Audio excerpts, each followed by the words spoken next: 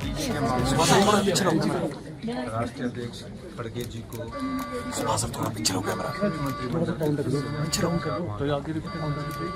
ये प्रदेश के साथ बहुत बड़ा अन्याय हो रहा है। इसमें सरकार की बात नहीं है, ये प्रदेश के लोगों का हक है और एक अधिकार है। अगर ये अधिकार आज हम देंगे जो संविधान के द्वारा हमको दिया गया है, उससे हमें बहुत नुकसान होगा और भविष्य में इसको द्वारा आगे करो बहुत मुश्किल है।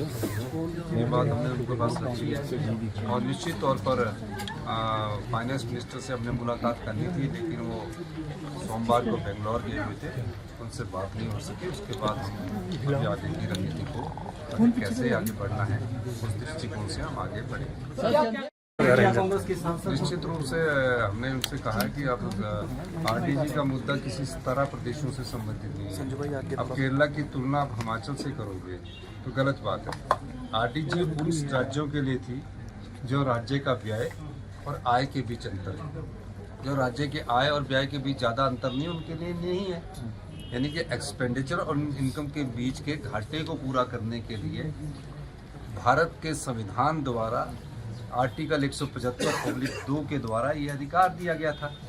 और इस दृष्टिकोण से आरडीजी के जो 16 फाइनेंस कमीशन ने नोटिंग की है, उसने उसे ना रिजेक्ट किया ना एक्सेप्ट किया। नोटेड का मतलब है कि भारत सरकार उसको अपने अनुसार उसको दे सकती है। नहीं तो क्या होता था, या तो एक्सेप्ट हो जाती है या रिजेक्ट हो जाती है। नोटेड का मतलब है कि उसको ख़त्म तो कर नहीं सकते और राज्य की परिस्थितियों के अनुकूल उसको दे सकते हैं। तो प्रदेश में पिछले इतने सालों से इतना 40 सालों से इतना घाटा प्रदेश में आता रहा और जयराम ठाकुर जी को जब आरडीजी मिली, सबसे ज़्यादा आरडीजी किसी प्रदेश में किसी समय में मिली तो जयराम ठाकुर जी को मिली। वो कोई इसलिए नहीं मिली थी कि जयराम ठाकुर जी ने अपना केस अच्छा प्ले किया, वो इसलिए मिले थी कि जो हमारा आय थी और व्यय में काफ़ी अंतर था, उसकी परिपूर्ति के लिए मिली थी। क्या था? उसकी परिपूर्ति के लिए मिली थी। अब 54,000 करोड़ रुपया उनको आरडीजी मिली, 16,000 करोड़ उनको जीएसटी मिला। और जब जयराम जी मुख्यमंत्री बने उस समय लोन कितना था? 48,000 करोड़ रुपया। उस 48,000 करोड़ को स्टेबल करने के लिए कि और ज़्यादा ये लोन ना लें, उसके बाद उन्होंने 45,000 करोड़ रुपया लोन ले लिया। और 48,000 करोड़ में से अगर वो आरडीजी और जीएसटी कंपनसेशन सेस जो राज्य को मिला था उसका अगर वो 20,000 करोड़ भी दे देते तो आज उनका लोन 28,000 करोड़ होता और सरकार जो राज्य है वो डेट ट्रैप में नहीं फंसते। ये तो मैंने पहले दिन से कहा है। हमने तो इस प्रदेश को आत्मनिर्भरता की ओर आगे बढ़ाया, आर्थिक कंगाली से आगे ले जाकर सभी लोगों को उनके जो भी अधिकार बनते थे उस चीज़ को दिया। अब आपने कल्पना कीजिए, जिनको 70,000 करोड़ मिल रहा है और जिनको 17,000 करोड़ रुपया मिल रहा है, आंकलन कीजिए ना, आंकलन कीजिए। वो प्रदेश की सरकार को बेहतर चला रहा है। 70 साल से ऊपर सभी कर्मचारियों का हमने एरियर दे दिया।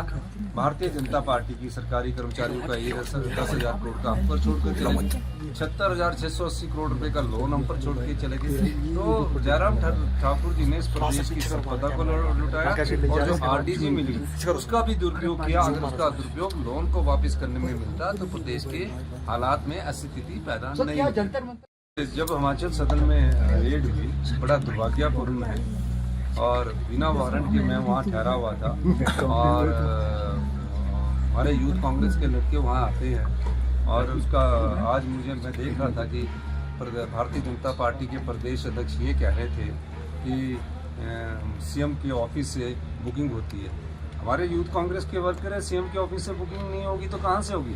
वो कोई किसी पद पर थोड़ी है। तो मैं उनकी बुकिंग करता हूँ और उन्हीं की बुकिंग नहीं करता, आम जनता की बुकिंग करता हूँ। पत्रकार महोदय कोई बोल दे उनकी भी बुकिंग करता हूँ और कोई आदमी मेरे को फ़ोन भी कर दे तो मैं उनकी भी बोल देता हूँ कि भैया इनको कमरा दे देना।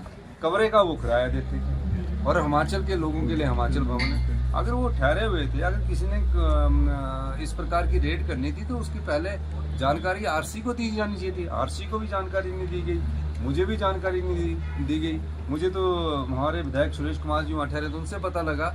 और जो लोकतंत्र की प्रक्रिया है, लोकतंत्र में अगर कोई विरोध करता है, शांतिप्रिय तरीके से विरोध करता तो वो विरोध नहीं माना जाना चाहिए। अगर उन्होंने शांतिप्रिय तरीके से बयान खोल के विरोध किया तो उसको विरोध नहीं माना जाना चाहिए। यूथ कांग्रेस ऐसे प्रदर्शन हमेशा करती रही। हम जब यूथ कांग्रेस में थे तब भी प्रदर्शन करते रहे। दुर्भाग्य की उदय भान जी की और यूथ कांग्रेस के वर्करों की दुर्भाग्य गिरफ्तारी हुई है। ऐसे समय क्या होता था कि उनको सिर्फ चेतावनी देके छोड़ दिया जाता था कि अगली बार आपने ऐसा नहीं करना। इस बार ऐसा हुआ है तो ये गलत बात है। चुनाव के लिए भी काफी दिन है और राज्यसभा के चुनाव का फैसला हाईकमांड करती है। माननीय श्री राहुल गांधी जी, श्री खड़गे जी राज्यसभा का कौन प्रत्याशी होगा उसका चयन करते हैं और उसके बाद हम उनको वोट डालकर राज्यसभा भेजेंगे। अभी कोई टाइम नहीं मिला। मैं तो चाहूँगा कि इस मामले में भारतीय जनता पार्टी सहयोग करे, पर वो सहयोग करने के पक्ष में नहीं। ये बड़ी विडम्बना है। 15वें 92वें कमीशन के पास जयराम जी ठाकुर और भारतीय जनता पार्टी गई, प्रदेशाध्यक्ष भी गए कि आरडीजी मिलनी चाहिए। 16वें के पास भी गए और विधानसभा में हिमाचल के हितों और अधिकारों की रक्षा करने की बात आई तो वो हल्ला करते रहे। तो वो कहाँ प्रदेश के हित होंगे? तो जो जनता के हित और प्रदेश के हित की लड़ाई लड़ेगा, जनता भी सब देखती है। तो ये बड़ा दुर्भाग्य है। धन्यवाद।